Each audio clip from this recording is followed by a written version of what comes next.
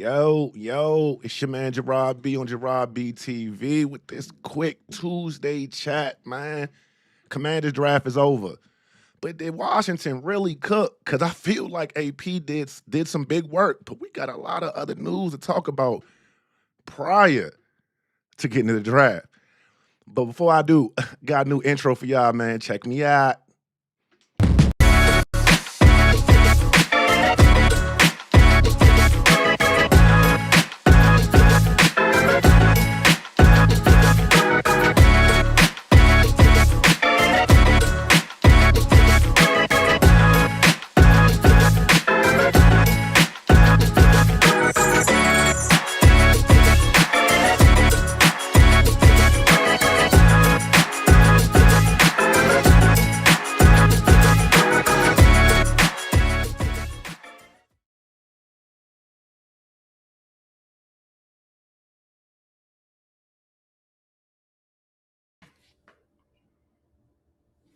Sound, hold up.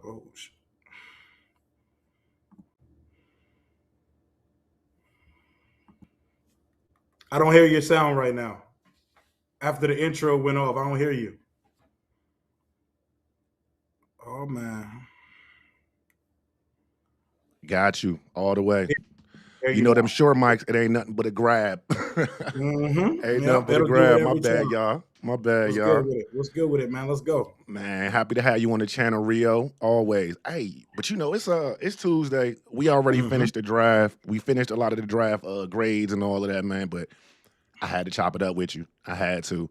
But before we get to the draft, you know, we got some news we gotta hit real quick, bro. Yes, sir. We Yes, gotta sir. talk about this BA situation real quick. I ain't trying to have it be too long. We gotta talk about it, bro. Oh Is yeah. this a luxury move or is this a distraction waiting to happen, son? What's going on? Let me hear from you. I'm not gonna call it a distraction just yet because we've went about our entire offseason without having him here already. But it just feels like this path leads to one place. They're like, he's not answering the team's calls. Why would he at this point? He's not answering other teams' call. It seems like he has his feet dug in the sand of where he wants to be. And where he wants to be is with his best friend and former college quarterback here in DC. It's messy. Like, if we just completely get out of the Aiyuk business, I'm not going to be mad at him at all. But now that we drafted this slot demon in the third round, and I see Terry on one side, I see Antonio Williams in the slot. If Aiyuk can actually physically and mentally get back on a football field in 2026, that's the best receiving core we've had since Garcon, Jackson, and Young Crowder. So I see why we remain interested. Ian Rappaport, for anybody who thinks that fans are just peddling and connecting dots between Aiyuk and the Commander, Ian Rappaport pretty much stamped it that we're waiting on the situation to end and we're not giving up compensation. Draft's over now. What are we doing, John Lynch? Man, hey, shout out your man Cone. I think you had him on your channel before. Yes, sir. Hey man, he been smacking Shanahan with them questions, man. And I'm waiting for that good BA question to be like, so it's June 1, June 2. Y'all let them go yet or nah? Cause what we waiting on, bro? What are we Like doing? you said, I mean, for the offense, like you said, I think it'd be impactful based off the fact that we drafted Antonio Williams, a slot demon, like you said. Having an outside wide receiver like a Brandon Aiyuk would be advantageous. Now I know you got a lot of the fans saying we got Traylon Burks. Y'all, he made that one great catch, and we singing his graces, but he is not BA. Even 75% of BA. Hey, we got some good round out the room guys, but as far as starting caliber wide receivers, we have two. BA would be the final piece of an excellent offseason. Adam Peters was under the microscope from fans this year, and it appears that he's answered the call because I like what they did in the draft. They brought in some undrafted free agents that are intriguing as well. Brandon Aiyuk is the last piece of that puzzle, and for a guy who hasn't played football in like 547 days, I need his ass a part of the offseason program. Unfortunately, I don't think we're going to get that. I don't think we're going to get that either. I think they're going to make us wait until September, to be honest with you. We're going to wait forever, my guy. Forever. And to your point about the Brandon Aiyuk. I hear you listening to that, John. The whole time, I really feel like the fact that, one, Jaden Daniels got so much cash. He is the offensive GM. If you haven't, the skill player GM for the offense. If you haven't figured that out by now, so yeah, BA, it's just a matter of time. We're gonna get you in the building. Yeah. We're not gonna see you till week 7, though, my boy. We good. Hold tight, brother. Hold tight. I honestly want to not talk about the Brandon Aiyuk situation anymore. But see, as a content creator, we have a job to do. And if we get an update, we got to talk about it. And the algorithm definitely rewards it. But it's actual news. They spoke about it during the draft and after the draft. And I can't believe they did that. And I was like, y'all blowing smoke. They really trying to get him out of there, but they trying to get something. They not getting nothing from us, but it is what it is. All right, let's move on from the BA news, man, because we know what he could do for the offense. Let's talk about this kicker news real quick, because we got kicker competition now. We do. We got kicker competition now. And shout out Josh. Josh over there. Josh got a new channel now, right? My bro, covering the Commanders, Josh Taylor, and he's on Substack. Make sure y'all follow him up. That's my guy. Definitely good guy, man. Definitely good guy to follow, man. He just dropped some news on Twitter a little earlier today talking about how your man, what's his name, Drew Stevens? Yeah, out of Iowa, man. All-time leading kicker of Iowa. 4-time All-SEC. This a real kicker competition. Oh, we got a kicker now. Mm-hmm. Okay. So you got a drafted kicker. We didn't draft. I'm glad we didn't. And then you got this Drew Stevens cat. I feel like everybody wanted Drew Stevens to win just off the fact that he's new. He'd be homegrown. Mm-hmm. We are the team. And according to Josh, we were in a bit of a bidding war for his services. We had to out-contract. Us in Buffalo were bidding for Drew Stevens' services, and we had to pay a little bit more guaranteed money to get it done. So there is genuine interest. It went from a mini camp, Gabe Taylor-like invite to an actual, you're an undrafted free agent. So he's here. He's going to be here for the summer. And Jake Moody better lock in because we got options now. Oh, you can count that as a priority UDFA then, guys. If you get a contract, you are a priority UDFA. That's nice right there. Bingo. So I like that. That means at the very least he could be on the practice squad. It could be. It could be. And a kicker like that, the way that people need kickers, he probably gets snatched up at some point. But that's the risk you're willing to take, especially considering this is Iowa's all-time leading kicker. He hit 4 game winners in his career. He's hit 8 kicks of over 50 yards in his career, including a 58-yard game winner. Moody showed us a lot of legs last year, but over 50. I know for a fact fans will probably lean toward this kid because we found him. He'd be ours. He'd be homegrown. I just want to dead the kicker conversation and never have to worry about it again. I don't like talking about specialists, man. At all, dog. Only specialist I want to talk about is what jersey number Tressway about to give up because he got to get that 10 up now. Nah. I wish, but nah. Tress is locked in for 10 forever. Drew Stevens, man, come in and make it hard for him. I've said I'm totally content with Jake Moody being the kicker for 2026. But if they decide to bring someone in to look over his shoulder, honey. Like, I need him to be able to look over his shoulder and know it ain't always sweet on this side. You better make your kicks. You're right. And look, I heard someone, I was listening to Reedy and Z the other night. They was like, look, bring in more kickers. Bring in 4 kickers. Like, have a kicker for each quarter in the preseason. I don't care. I'm just tired of the kicker situation myself. Remember, it cost us games last year. The kicking situation did cost us games last year. So I'm glad that the squad, the staff, is looking at every issue that we had and is attacking it. That's the theme of the offseason, attacking. Because I think that's what we're going to do when we get into the season, is be attacking bombers. And I think we just setting the foundation.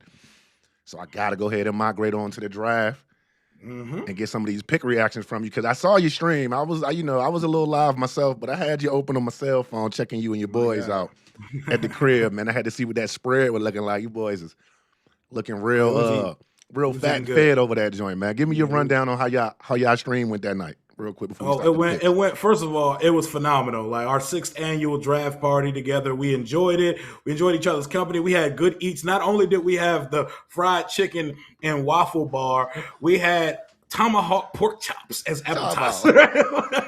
He said. And waffle bar. Did y'all hear that? They fancy over there. They charging admission. They got We valet. we care so much about the draft, man. My son joined us for the first time. This is his first real draft where he followed prospects, has watched college Oh football, and snap! had a say in it, and he fit in the group seamlessly. We might as well add him to the group chat. Not really. He is not old Yeah, enough to be no, in that, this group chat, but it was a time. A time was had, and our reactions to the picks are hilarious. People was kicking our back end because we were more excited that Tate went at 4 than Sonny Styles at 7, but that was not the case. It's an off ball backer, baby. We got the best off ball backer in the class. That don't make me do backflips though, but I love the pick. I did love the pick, and I understand what you meant about the whole you don't do backflips. Because I mean, I ain't gonna lie. I was on there with Reedy Z, John from Burgundy and Ballin in Burgundy and Herb Mm-hmm. from off the bench. Mm-hmm. And yeah, when Jeremiah Love got taken by Tennessee, you could just feel the entire stream went flat for a second. Everybody was like, "Oh, I've been trying to tell folks that boy ain't never had a chance of even getting to 5. we couldn't even sniff." You know what I'm talking about? So, and then when Cornell Tate went 4, I ain't gonna lie, we all went up because we like, "Oh shit, we definitely not getting the best 2 offensive options in the draft." So there we go. Subjectively. Because then I like Cam Tate. I like Cornell Tate with Cam Wood, but Sonny Styles over here with us. I mean, I know we say green dot or whatever. Regardless, off the ball linebacker is where he best at. Yep. And we got ourselves a Super Saiyan, man, a super soldier, a Terminator. Oh, God, we do. I really feel, I'm gonna pump my brakes, but I'm gonna say this. All right. He is going to be the best linebacker in our division. Okay, that's what when you draft somebody that high with that kind of pedigree, his ceiling all pro. You know that.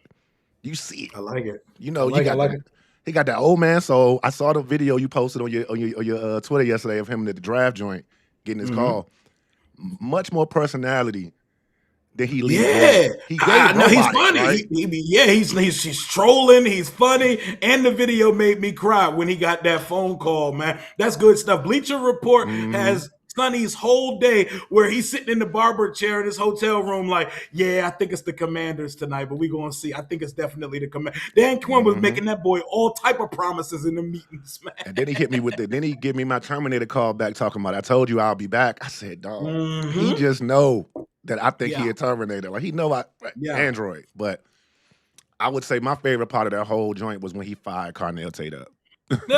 He said that's Jeremiah Smith's teammate. that joint took me out, bro. Like, yeah. So yeah, much personality. I like the fact that for me, I feel like he comes in, walks in day one, giving you I'm a leader in the clubhouse type vibes. We got our Jaden Daniels of the defense type vibes. We got a named assassin on the defense finally. We got somebody that if we trade it, we can get a first round pick for. Finally. We never had nobody on defense where we could trade and get any kind of value. Anybody on the team besides Jaden Daniels. We finally got there ain't a single bone in his body that should be comparable to Jamin Davis back in 2021. Those comps? So, yeah, y'all got to stop this Come on. nonsense right now. This dude here is different. First of all, this dude was a 5-star safety who jumped into a position he's never played in his life and was All-American both years at it. Like, what are we talking about? There's a dude who has 190 tackles over 2 years and about 6 to 7 sacks as an off-ball backer. Never played it in his life. So he has the mind and the thinking of a defensive back playing backer, and he's still learning the position, man. He's a dude in this Daronte Jones scheme that we're assuming is like Brian Flores defense, where you can line guys up anywhere, everywhere, all over the place, blitzing from the A and the B gaps, blitzing from rushing from off the edge. He could probably play some type of dime nickel backer in certain formations. The sky is the limit. This is a super soldier we drafted with the 7th pick. Everybody should be excited about it. He looked like he came out the womb with the Commander's tag. All right, now chilling that super soldier. I'm working on the video now. I'm working on my video now. Come on now. I gave it to you once. I can't get it to you again now. Little plug. But nah, to your point, remember how we was glossing Jeremiah Love and how multifaceted, how much of a multi-tool he would be on offense? Yeah. We got that on defense, basically. Just like you said, your man could play the slot, play guard tight ends, guard your he can guard slot receivers from time to time with that 4.46 speed and that former safety background. The thing I liked about him the most, his first year playing linebacker, he had over 100 tackles. Yep. First year playing linebacker. That's crazy to me. You went from being a 5-star safety, like you said, which is a different responsibility. I played linebacker in high school. All we did was take that read, step forward, and diagnose. With the safety, you got to be able to do that plus cover on the back end. And then you bring that skill set to us, knowing where we just come from with Bobby Wagner and them wheel routes of death, them seam routes. You know what I'm saying? What was your man, God. Tucker Craft? Yeah. Tucker Craft took us to school week 2. Hall of Fame, Tucker Craft. Definitely Hall of Fame, Tucker Craft. And anyone that points out, but his numbers dipped off this year, the 5th pick of the draft, Arvell Reese, exists. The most sure tackling safety I've seen in 10 years who went 12 to the Cowboys exists. On the same team as him. So one person can't make all the tackles, not to mention Caden McDonald's up front, Caden Curry's up front. Their corners can tackle. It's not a world. Arvell Reese turned up this year. That's why 8 defensive players get drafted or something like that? Yeah, they it was ridiculous. It was ridiculous. The 5th pick, the 7th pick, the 12th pick, all on the same defense is not something we're used to seeing. At all. And I mean, I was a little. How'd you feel about not getting Caleb Downs over Sonny Styles? Would you rather Caleb or you was good? I understood at that point that it was going to be Sonny Styles. My son wanted Caleb. I wanted Caleb was probably my second favorite player in the entire class. But Adam Peters loves him an athletic profile, and I get it, man. They got the biggest height, weight, speed marvel in the entire class. I hate that Dallas was able to get Caleb Downs. That's going to keep me up at night because I think he's going to be excellent. He's Captain America. He is Captain America, and he's going to NFL Disney, so that definitely tracks for him now. But I'm totally good. That's an A+ pick for us. Sonny Styles had no business being there at 7. Sprint that card to the podium. I would have been good with him, Downs, or even Tyson in that situation. I was good to go. I didn't want Carnell Tate because I don't think Carnell Tate's ever going to be a number 1 receiver. And him going number 4 was the blessing in disguise that pushed Sonny Styles down to number 7. So I want to thank the Titans for doing that favor for me, and just like they did last year with Femi Oladejo. There we go. Keep it, appreciate y'all for appreciating us. And y'all gave us Chiga Conquo. Tripping. Yeah. Last thing on Sonny Styles, because I saw this from Chris Sims prior to him getting fired. No pun intended. But I seen him have a very bad take about Sonny Styles, saying that Arvell Reese basically is a better middle linebacker than Sonny Styles.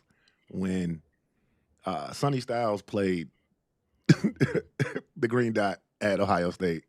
Flacco, green dot. Yeah. So I'm like, okay, interesting, Chris Sims. Interesting. I love the smoke on your way out. Go ahead and put a bulletin board material for my boy Sonny Styles, man, because I think he's, again, that's defensive rookie of the year candidate off the butt. Off the butt. Day one. So we got ourselves a day 1 starter with that first pick. The second pick caused a lot of consternation within the fan base. I don't know why that just got me excited. And it became like a case study between separation and size. All right. So Antonio Williams, our second pick at 71. Now, you and I and every content creator have done copious amount of mocks. Antonio Williams was never in our bingo cards. He was always gone way before 71.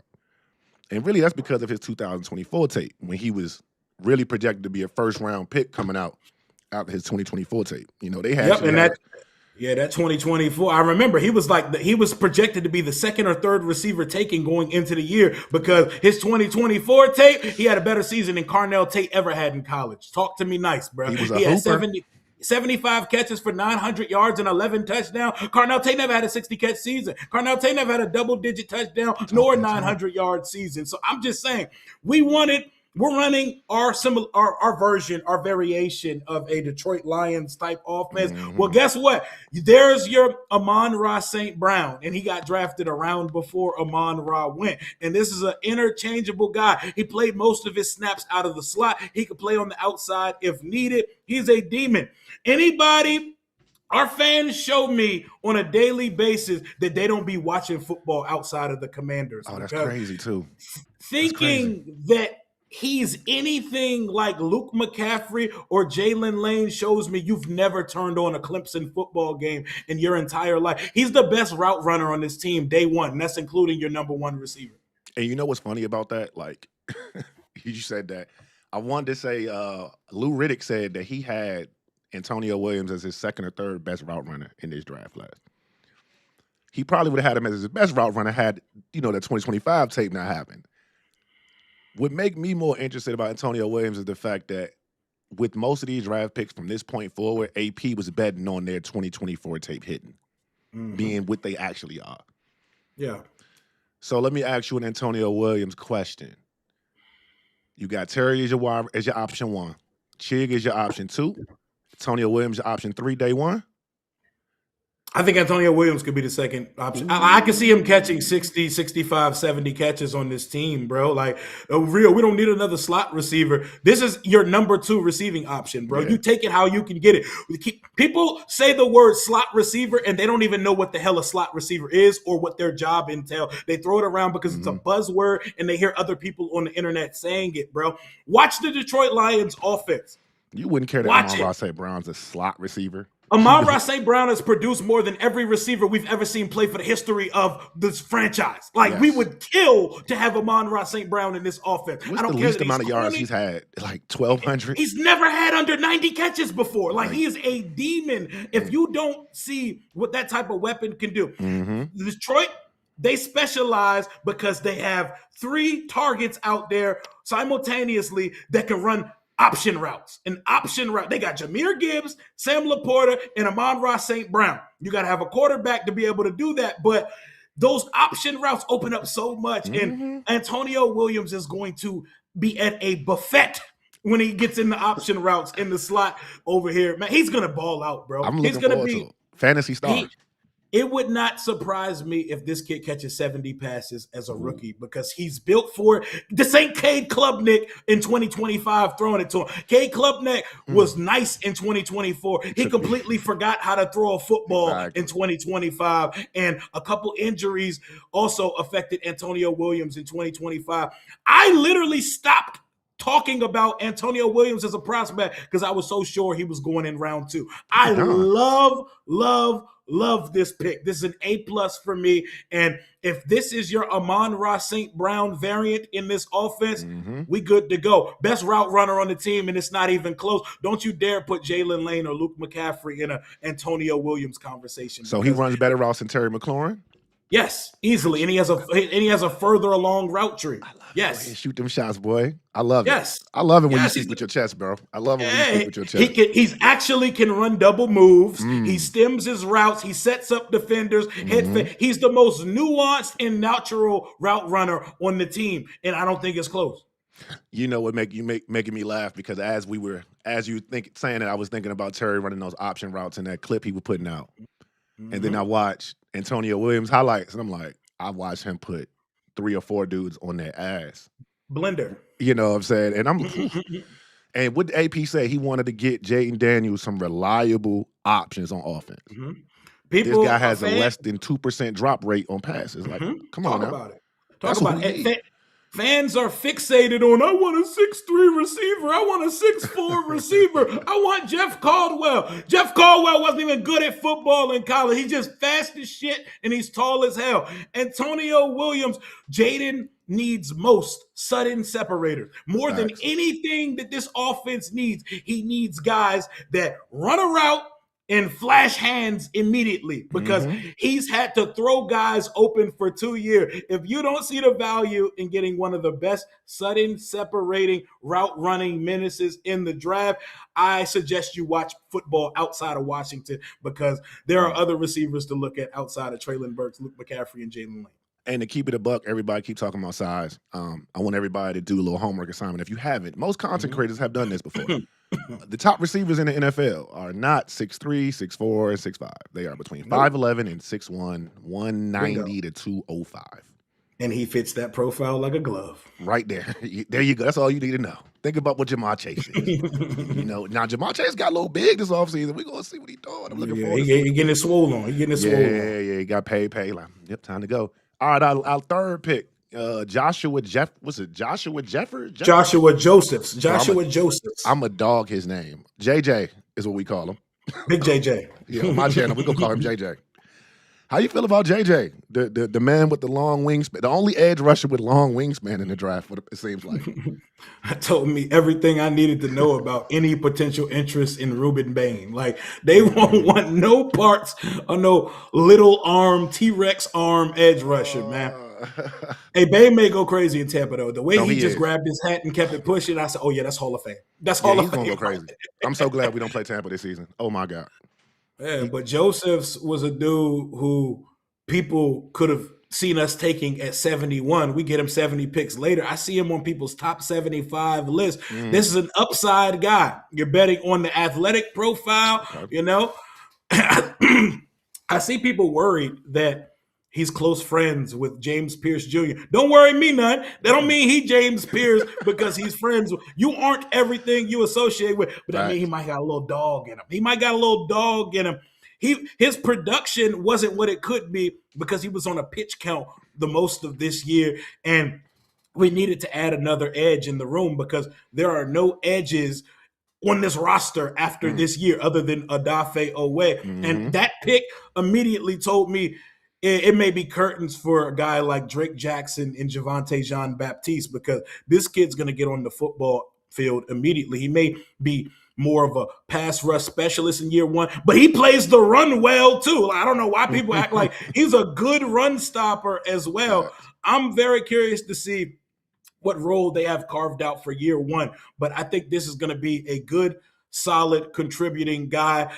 People expecting a first-round talent at 147, we got to watch more college football, man, because you're not necessarily getting that at 147, man. But I would say this. I would be remiss if I didn't say this. Javonte Jean-Baptiste, your days are numbered, my boy. Now, the only reason why I say that, just from a snap count standpoint, right? Don't want you to end up, what's your man who was on that Pop the Balloon joint? Dominic Hampton. Yeah, don't end up like that, man. Hopefully you keep Project Manager Dom Hampton. Hey, dog, I had to watch that again the other day. That joint hilarious. That boy said everything. That boy said everything but a football player. Hey, dog, I was crying. I was crying, bro. All right, So I do like the pick, man. I do like the pick. I think he's going rotational situation, like you said. We ain't got no edges after Odafe Owe. Honestly, I like the fact that he got super long arms. That's the most important part to me for an edge rusher. If you got the explosion, got the bend, just got to put it together. And I think with Eric Henderson in the room, all right, our New Orleans baby, I think he gonna bring out some dog. That dog work he was talking about, I think we gonna get a little bit of that. We gonna get a little bit of that. For sure. I like it, man. I like the pick. This pick just has Adam Peters guy written all over it. Good athletic score, good length, good speed at his size, and can play the run. So he's versatile. And I see people say their comp, or he could be the guy playing the Andrew Van Ginkel role. That would intrigue me. I was thinking Leo Chanel in that role, but that made my eyebrows stand up when he said Joshua Josephs in that role. So Joshua Joseph plays Leo at Tennessee for 4 years. So he's able to stand up and be in a 2-point stance and backpedal and things like that. So, which is something most ends ain't doing, right? They usually heavy-footed and move forward only. Let me see. Who was that next pick? Wasn't it It was Kaytron Allen, the running back out of Penn State. Bijan Robinson-esque. Yeah, hey, I love me delusional like confidence when it comes to play. That man said his comps were 3 players that have nothing to do with each other or play not similarly at all. Kaytron Allen out of Penn State, man. Shout out to Big Brock in the chat because Brock was over there ecstatic.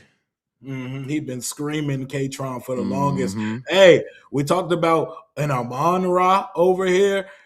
Can I interest y'all in a David Montgomery in the offense as well? I think AP was like, David, what do you want? He's like, I want him. David Blau was Yep. in that joint having fun on draft weekend. He was like, I get to pick these players. I get to pick. Not Cliff, but me. Okay. And I feel like Kaytron, man, all I seen was the clips of him running people over, man. And that got me going. Like, the fact that he's like, he's a bell cow running back, right? Bill isn't necessarily a bell cow. Change of pace. Right. You can give this man the ball on the goal line and, you know what I'm saying, not have to take him out the game and things like that. With Bill, we had to take Bill on the goal line. You got to bring in Chris Rodriguez. We ain't got C-Rod no more. Now we got a cheaper option. Now let me ask you, we got a lot of running backs on the roster now. A better option than C-Rod, too. And I like, Now, this running back room it got crowded real quick. It did. How do you see it breaking out? I know it's way too early, but how do you see it breaking out?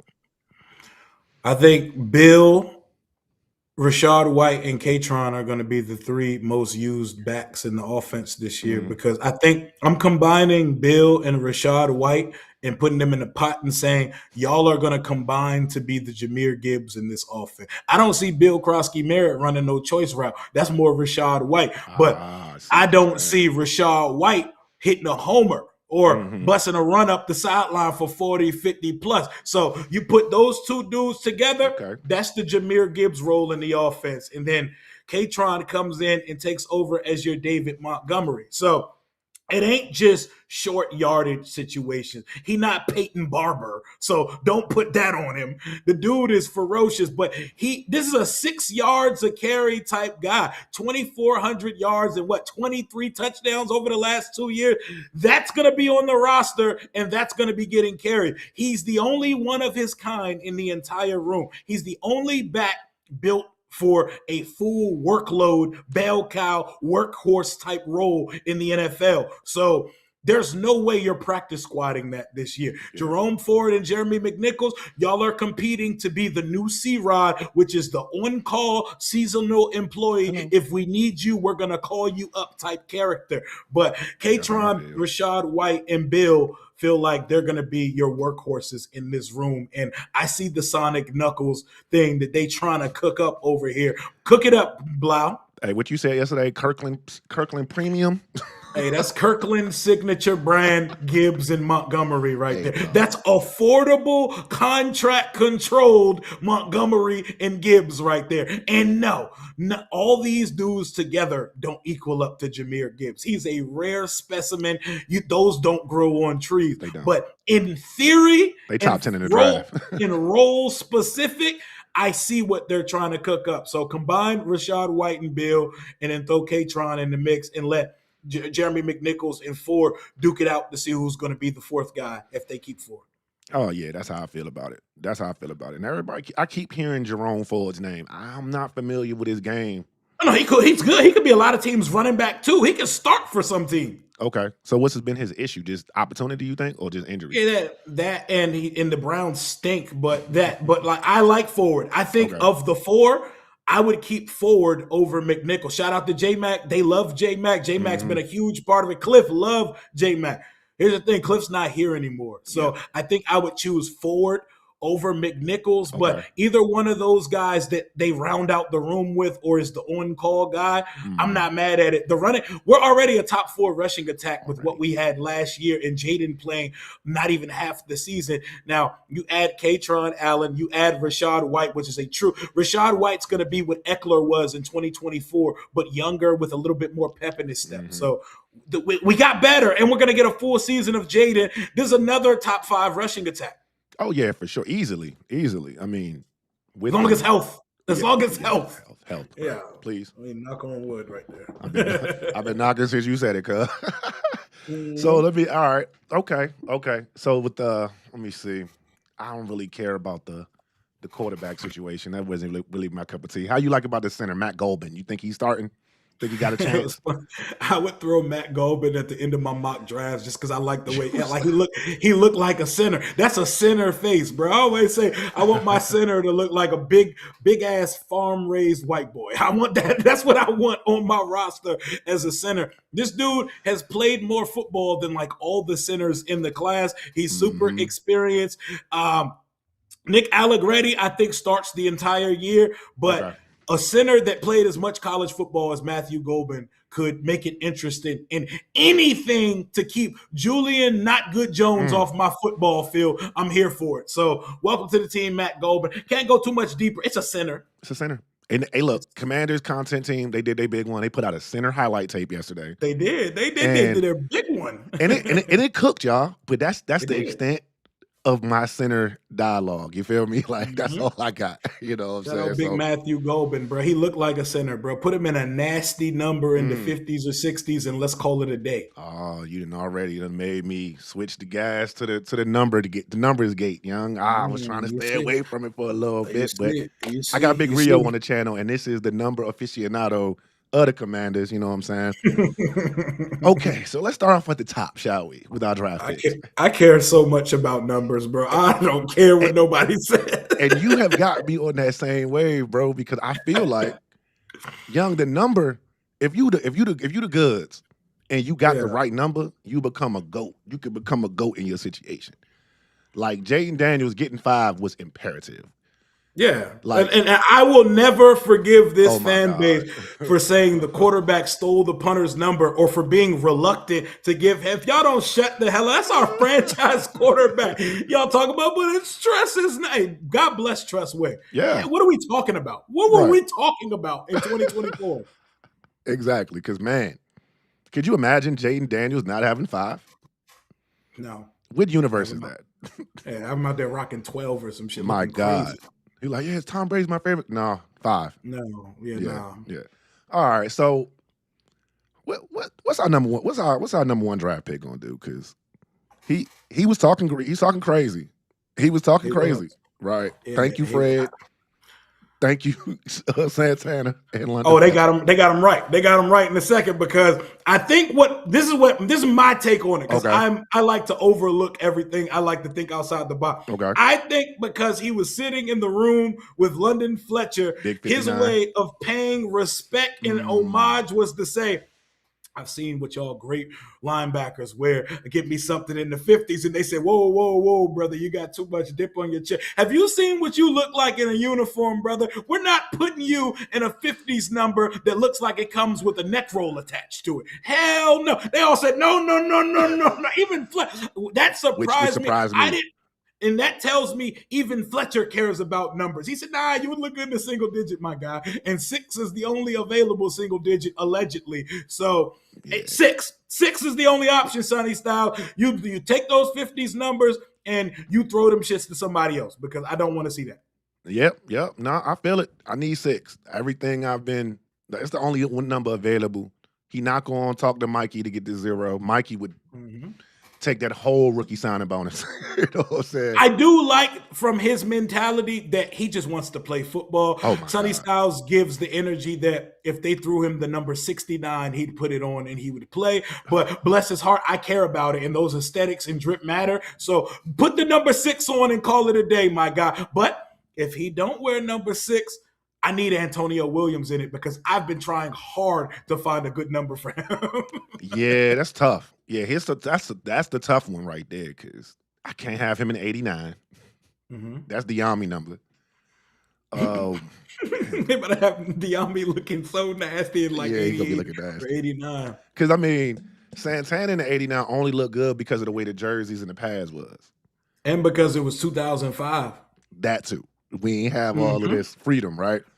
Yeah, we didn't have the same. Yeah, we now can do the college number thing. So weapons are in lower numbers. You're in the teens or a single digit now, bro. It look weird when receivers choose the 80 number now. This ain't black and white football no more. What's your man over there, Matthew Golden? Didn't he do like 22 or something like that at the wide receiver? Yeah. He got 22, like Rashid Shaheed. Like me and Lou was arguing about that on Kings because he was like, nah, but he make it look clean. No, I don't want to see no 20s in the receiver room. No, you're a team. 19 is the highest number a receiver needs to be wearing in 2026. Now, the only other player I don't care about, I'm going to move on. I don't care about the lineman. Joshua Jeff, JJ, I don't care. The running back. Because he's going to see the field. Kaytron. What you think Kaytron going to run? He got to be in some strong shit. Like 30, like 33. Like, Bill was in last year, 32? Well, 32. Yeah, no one's touching 33 because that's slinging Sammy Ball. Yeah. But give him the Shaq special, 32 or 34. He Mm. need to be wearing some bully ball, Nah, Ben Sinnott going back strong. to 34, ain't he?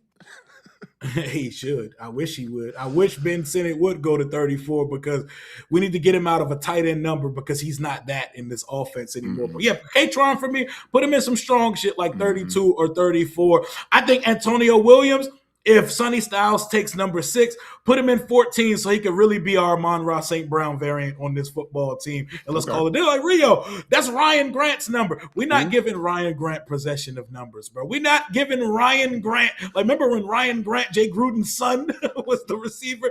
That's not that, bro. Give him 14. Yeah, y'all got to chill on that. Brown. Not everybody gets the cachet, guys. Not everybody get cachet. That's crazy. That's crazy. They're going to be looking like Ryan Grant out there. Like, no, he's going to be looking like Amon-Ra, but faster. Because he is faster than St. Brown. Real quick, I'll be remiss. Y'all see Rio say smash that like button. I see it's 64. Y'all in here, 65, whatever. It don't matter. And, and subscribe. Subscribe if you're not subscribed there. Run the channel up, man. We got to get my boy to 5K over here, man. Hey, man. Appreciate that, Rio. Appreciate that. You know, they call him Big Rio somewhere, but not over here. That's my man's. That's my man's in there. But yes, sir. Yes, sir. Let me ask you, Young. So, with the whole way we went, you know, we got the identity shift, speed, violence, versatility that AP wanted. Mm-hmm. What do you think our biggest draft win was?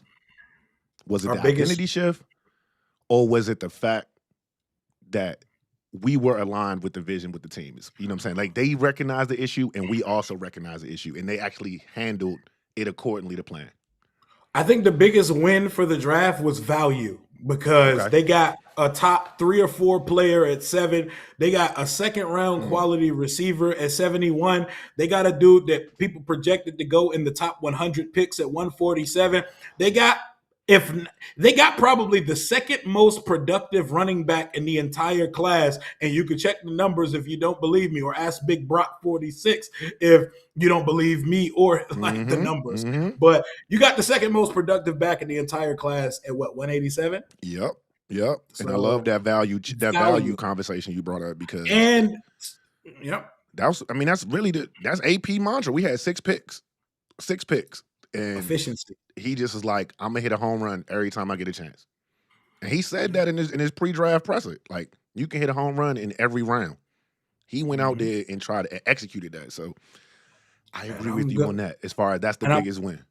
Now, I'm totally good on the 8th and I'm totally good on the 8th and Kaliamanis draft pick too, because Sam Hartman needs to leave my football team. Sam Hartman is here for handshakes and morale, and at some point Marcus Mariota needs to stop being paid $8 million to be the backup quarterback, even though he's been needed in a necessity through his first 2 years of Jaden Daniels so far. We need someone to snatch the chain of quarterback 2 and quarterback 3 in the next couple years. So I'm not mad at it. Clearly they love this kid and people rave about his character. So, hey, bring him. Bring him. I'm with it. I think they said his little report was like he reached his ceiling, but he has arm talent. And I'm like, well, I'm fine with that if he can allow us to see the development of our skilled players that's in the back end of the roster, because we couldn't see that with Sam Hartman in the preseason. That's the issue. He stinks. We couldn't see what a Ja'Cory Brooks looked like for real. We had to wait for Jaden Daniels throwing the ball, or we saw the practice clips or whatever. So we'll see. I think he's gonna give Sam Hartman a run for his money. They don't think Sam Hartman will make this roster, but that's a summer conversation for sure. It is. Who do you think out of our draft class has the most bust potential? Bust potential out of our draft. I don't like to consider anything after like round 2 or maybe round 3 a bust.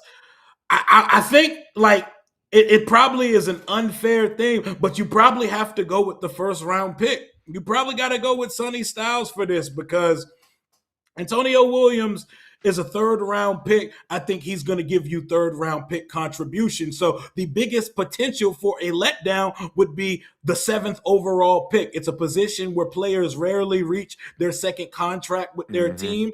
And he is crazy. His athletic score is to the roof, but he has the production to match. But it would easily be Sonny Styles out of the group. I don't think he busts, but I think the biggest bust potential out of the players we drafted is there, because I don't think Joshua Josephs or Antonio Williams drafted in rounds 3 and after. I use the word bust lightly after like the you just second ain't and hit. third You just round. ain't hit.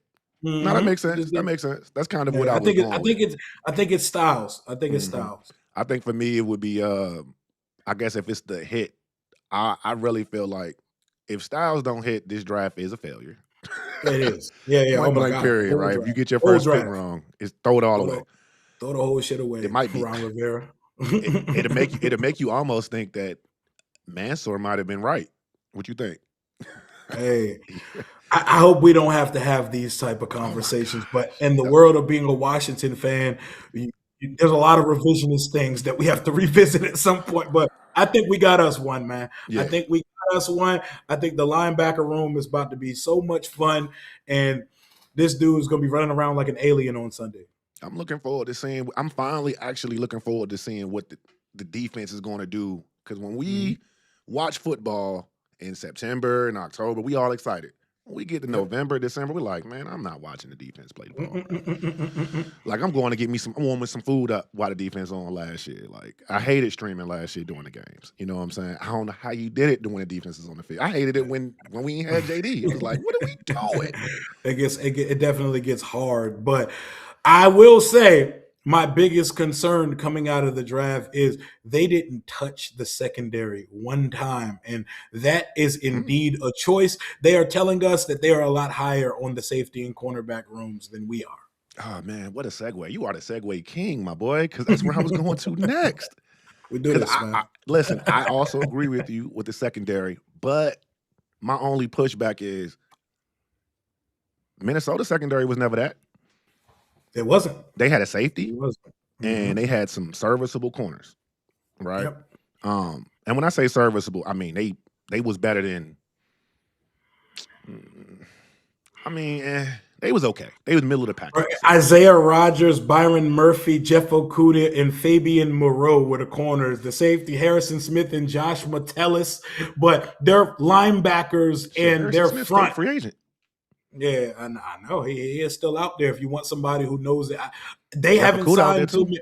They haven't signed too many old people this year. So if they decided to throw a little 1-year special to Harrison Smith for leadership purposes, hey, I think I would feel more comfortable about 37-year-old Harrison Smith than Will Harris at this point. But maybe Will Harris is better than I anticipate, because they clearly are higher on him than me.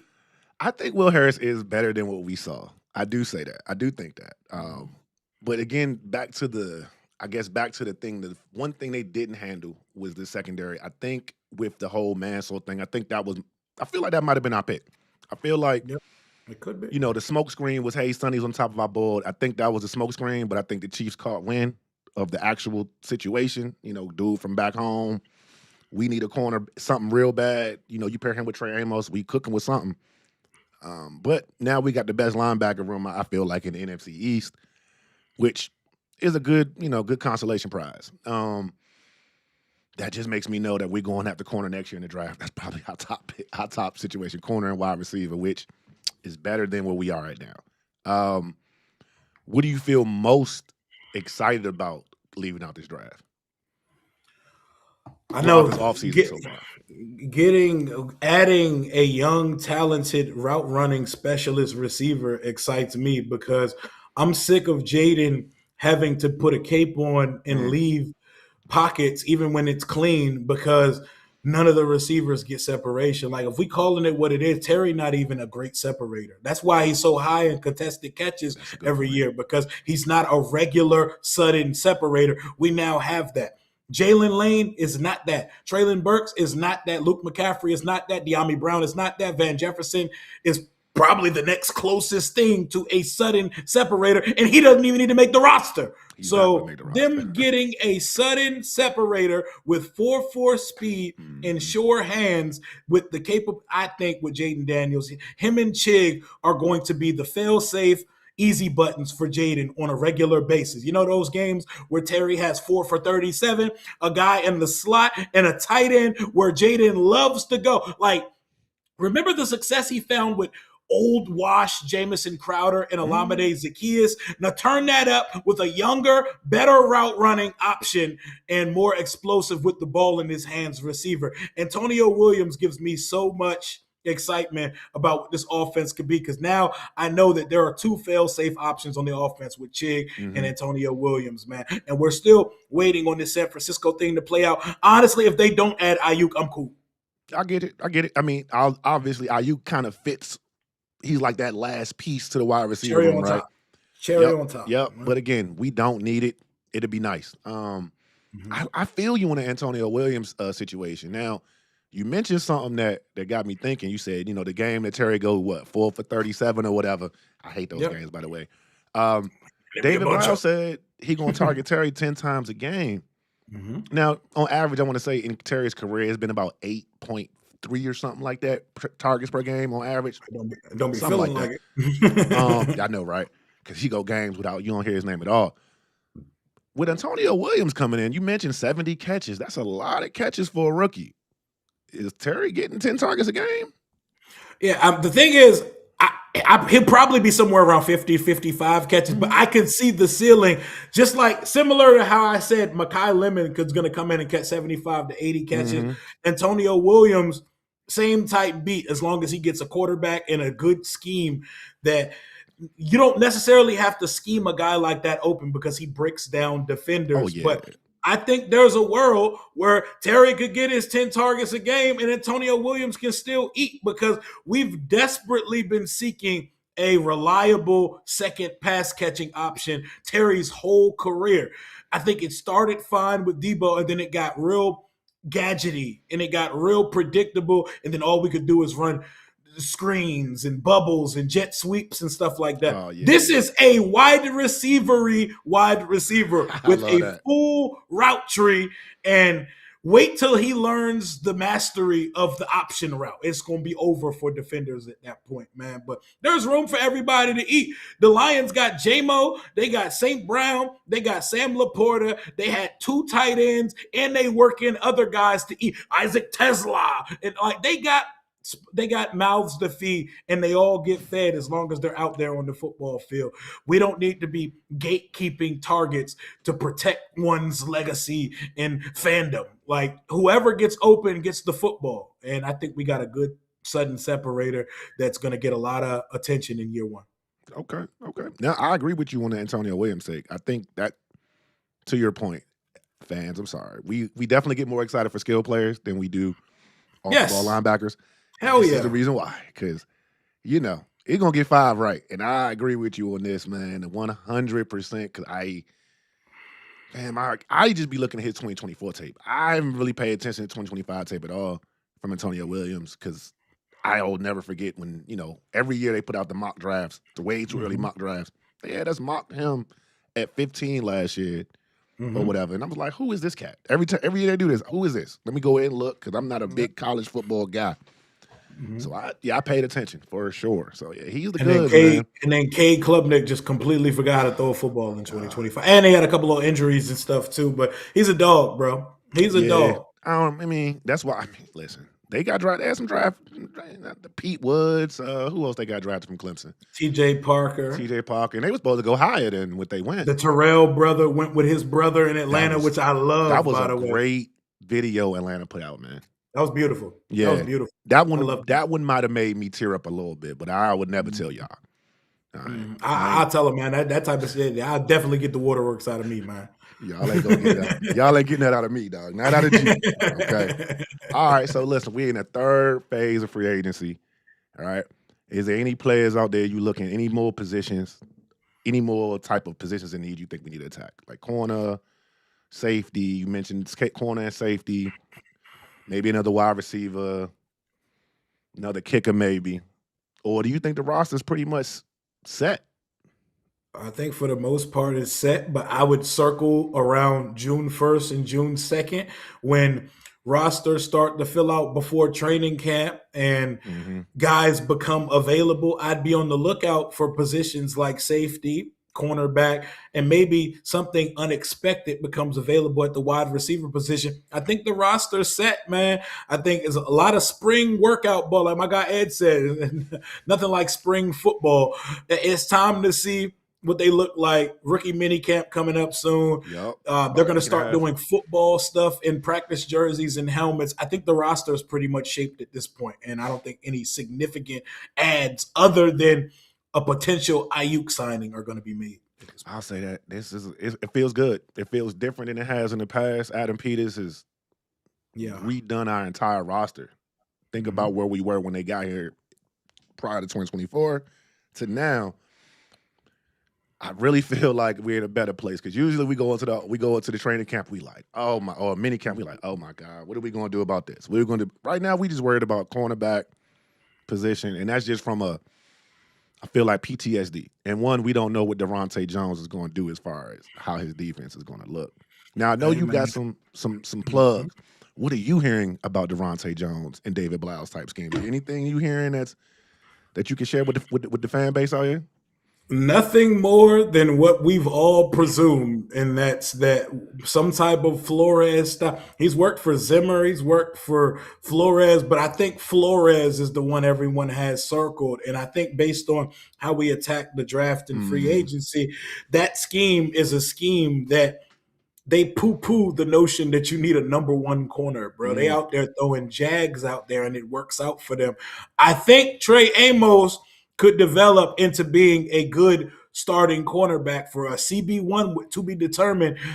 Maybe Mikey finds a home in this off-coverage scheme, and the safeties matter more, which tells me that they must really think Will Harris can do this because I like Nick Cross as a strong safety, up in the box guy, but free safety is the position I think about, but these are not positions that Harrison Smith over in Minnesota. But it feels like the Minnesota scheme feels correct. And based on what we did offensively as well, it seems like they're trying to put together that Ben Johnson style thing. So we basically the NFC North and the NFC East. That's what you're saying. Yeah, that's exactly. And I'm cool with it. I'm cool with it at this point. Yeah. I was looking at what Amon-Ra did. If you don't want to go as high as Amon-Ra, look at the way that Luther Burden is utilized in Chicago. Now that DJ Moore is gone, watch him this year and watch what Ben Johnson does with that. He's gonna be a problem, bro. He's gonna be a problem. He was already a problem last year, and he had an attitude because they wasn't giving him the ball like a first round pick, you know. And they got too many weapons in Chicago. I ain't gonna hold you. Ben Johnson, and that's what we want for Jaden. Drake May is about to get AJ Brown, and they're rumored to be interested in trying to trade for. We about to do this now. We got to look at what the other QBs in our draft class got Knicks offensively. Got Waddle. Knicks got Waddle, and Caleb has a spoil of riches in his talent pool. So it's about time we give Jaden that same attention. And I will be remiss because I have been seeing in the comment section. I ain't been adding a lot of it because I'm like, I don't know y'all, but I'm gonna ask Rio, right? How you feel about the Commanders bringing back Bobby Wagner to mentor Sonny Styles? Unless he got a Surface Pro and a headset, I'm cool. Like, I think Bobby is too good to not have him play the majority of this. He's too productive still. But at the same time, the other side of that coin is that he's a liability on passing downs and running and chasing at this point of his career. If I could have Bobby here to say he plays 30% of the snap, I'd be all for it because there's no better person to mentor Sonny Styles. But if Ken Norton Jr. and Dan Quinn and company can't mentor Sonny Styles, then they probably shouldn't have the jobs that they currently have. So they shouldn't have drafted him. But we're not going to talk about that. Yeah. Okay, I agree with you on that whole time because I like B-Wags. I just feel like you draft the guy number 7. You got a former linebacker as your head coach. You got Ken Norton Jr. in the room. You should be fine, my boy. You can call Bobby Wagner if you need to. Like he'll answer the phone. He that kind of guy. Yep. He that kind of guy. All right, Rio. Before I let you go, bro, definitely appreciate y'all for checking us out. Want to get my man some opportunity to get some lunch in him. You know what I'm saying? Because I know he just jumped right on over here with your boy. Way too early. Way too early. I just need you to give me your Jaden Daniels prediction, fam. Oh, so we're talking about stat predictions for this year. You know I love that. I'm going to give him north of 25 passing touchdowns. Okay. I'm going to give him. I'm going to do it. I'm going to give him 4,000 passing yards. I'm going to give him 4,000 passing yards. Let's say 29 touchdowns passing. We're going to go less in rushing yards, even though he's always capable of more. I'm going to bring him down to about 525 rushing yards, 5 rushing TDs. So let's give him 34 total touchdowns on the season. Let's call it 8 interceptions. Okay. So 29 to 8 and 500 rushing, 5 rushing touchdowns, and he gets back to what we know him to look like, and this team is back in playoff contention. But let me see the schedule first, man. Let me see the order of the games first. Hey, look, I had to do it. I don't know when I'm gonna get you on the channel next. I had to get his prognostication, y'all. But the schedule, when the schedule release, you think it's supposed to come out? I think it's like May 12th or something like that. Okay, so that's in what, 2 weeks? Okay.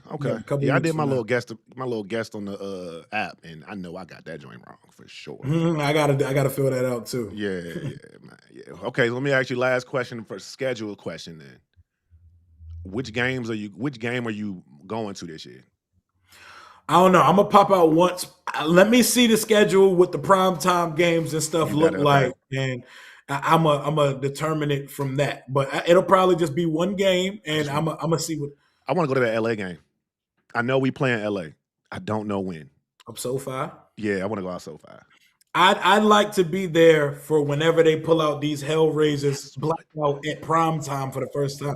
That's my preferred game that I'd like to attend. I could see it being like Washington hosting Atlanta on Monday or Thursday. I hope it's not Atlanta. I hope it's like we owe them a lick back right now. We do. Who the NFC North team we play? No. It needs to be the Bengals. That's who it needs to be. It needs to be the Bengals coming to DC. We need to run back 2024, but we host them this time. They wear their whiteouts. We wear our blackouts. Oh my goodness. Burrow versus I'm manifesting that. We don't play the AFC East this year. We play the AFC South. We play Houston now. No, we got the Bengals this year. No. I think we got the Bengals at home this year. I swear we got the Bengals at home this year. Chat, hold on, y'all. I got to pull up the Commander situation. I swear we got the Bengals at home this year. I thought we played the AFC South. Oh, we do play the AFC South, but I swear the Bengals are on our home schedule this year. Oh, they are on our home schedule this year. Yeah, damn. Give it to me. Monday Night Football. Okay, yeah. Rematch of 2024. Yeah, give me the blackout versus whiteout. Hellraisers versus their White Tigers. Yeah, give me that. I'm pulling up for that one because I need to see the lights, how they do the lights in the stadium and all that. The light show? Oh, it's beautiful. I got to see it. Oh, you got me lit now. Okay, stamp it. Cincinnati game. Commanders, I know y'all listening. Y'all listening. Mm-hmm. Make sure we get that Cincinnati game on Monday Night Football. You know what I'm saying? Or Sunday night. Turn us up. Got to. Oh, man. Yeah. I need a hold. Oh, man. You just got me. I'm ready for the season now. Oh, we got so much more stuff to go through before we get to that. Hell yeah, man. That's what's up, man. Hey, but Rio, man, always, bro, much appreciated for you to popping up on the channel, man. If y'all new here, hit that like, subscribe to the channel. No doubt. Y'all already know where Rio at, man. Y'all already know where he at. But anyway, you know I got to do the regular. Go ahead, Rio. If everybody don't know where you at, tell them where they can find you, bro. Rio_Robinson91 on socials, Rio Robinson YouTube channel. Make sure y'all sub up my guy Gerard BTV because this is real content. This is real raw content. This is DMV stuff right here, man. And I love to pop on as many channels as possible. Gerard know what he's talking about, and he got the type of energy that I like coming on stream and talking with, man. Make sure y'all sub my guy up. Yes, sir. Yes, sir. Oh, my bad. 757. I forgot. Somebody just sent me a text. Hey, son. Kaytron 757. Delusional, irrational confidence. Talk about it. VA, stand up. I see you, my boy. Hey, that man Kaytron Allen looked like he could bite through a tree. Like that boy. Imagine trying to tackle that coming through the hole, bro. Dog, I'm not dealing with that. But guess what? We get to see this on Sundays now, young. We got a squad. We built a nice little monster. And I think AP deserves his flowers. Dan Quinn, Y'all deserve y'all flowers for right now until, practice starts and the games actually start. We proud of y'all, young. So, hey, raise hell on me, hell raises on me, hell raise on 3. We out of here, y'all. Yes, sir. We out.